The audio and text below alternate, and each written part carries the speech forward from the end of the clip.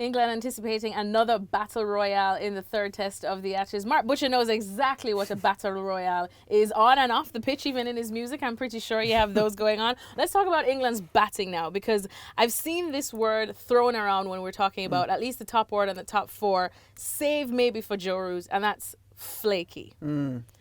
Yep. Have you seen this? What's your biggest concern there looking at them? Well, look, before the series started, there's been this talk about Joe Root moving up to number 3, and that's been going on for the last 2 or 3 years. That hasn't happened because Joe is more comfortable batting at number 4, and with all the other responsibilities of captaining the side, etc., he's been reluctant to do so.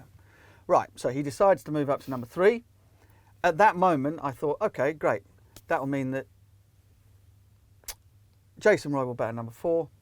Joe Denley, who is an opener by trade, will partner Rory Burns at the top. And you will have, you know, there is a sort of like the best, in my view anyway, the best way to line those 4 individuals up in order to get the best out of them for the team. However, you could have knocked me down with a feather when it was told, actually, that's not what's going to happen. Jason Roy is going to open the batting. I would have loved to see your face then. Yeah, it was a picture. Joe Denley is going to remain at number 4. Now, that doesn't make any sense to me. It didn't make any sense to me then, and it still doesn't make any sense to me now. So that's the change that I would make. Rory Burns, incidentally, obviously made the 100 in the first Test match at Edgbaston. Looked really good. Looked probably the most solid of England's top order, barring Ben Stokes in the Test match at Lords. Also, he's growing into the job. Brilliant. England desperately in need of an opener, a specialist opener, knows what he's doing, plays a new ball well. And Rory Burns is looking like that man.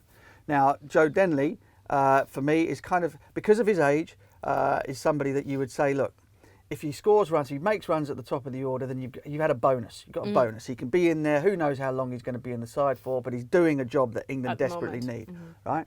But if you put him at number 4, which is the spot usually reserved for the best player in the side, you're sort of going, well, you know, you're hanging Jason Roy out to dry in the top of the order. They want Roy in the side. They want him in there somewhere, whether it's anywhere between 1 and 5. So for me, you give him the best opportunity to succeed, which would be at number 4 or even number 5 if you wanted to move Ben Stokes. And then you put Joe Denley at the top and say, mate, go and get us a start. Go out there, see off the new ball, prepare the way for the stroke makers coming in behind you. That's how I do it. I told them that's how they should do it. They didn't listen to me, and now they're going to have to change it anyway. Exactly. That's what I was just going to ask you now, because again, I just wrote down some of the numbers too. And Jason Roy, people would be surprised to find out that in the last 2 tests, he's only got in his 4 innings 40 runs overall. So do you think it is just that's plaguing him right now, that he's probably coming in a little too soon? Yeah, I think, you know, technically he's pretty decent. But an opening batsman is a specialist position. You don't just throw people in there hoping that they're going to go okay. He's much better suited when the ball is a little bit older, and then he'll be able to give you what you want, which is somebody who is counter-attacking, an aggressive player. So, yeah, for me, he's not being given the best chance. And if they do that, you stand a better chance of the order as a whole working, not just the individuals making their own runs. All right, well, if you haven't learned anything, you've learned today, listen to Mark Butcher, or else, England, you're going to be in more problems.